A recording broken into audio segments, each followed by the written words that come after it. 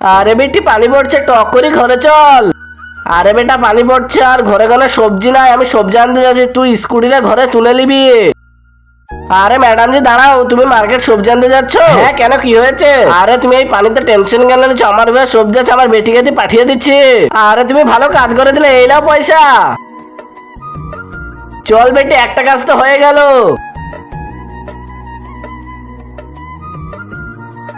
লেলে বেটি যেই পড়োশিকে দিয়াই। ঠিক আছে বাবা।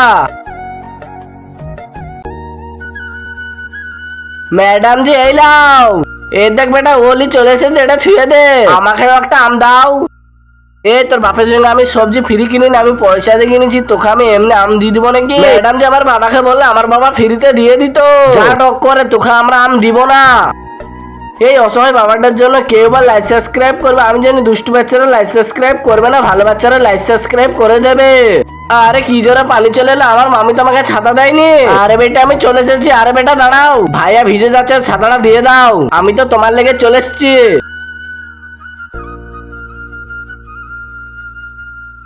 আরে বেটা তোকে ছাতা কে দিল? আমি তো মনে করি তুই ভিজে গেছিস। আরে মামি তুমি যাকে তাড়ি দিলে বাড়ির বাবা দিল।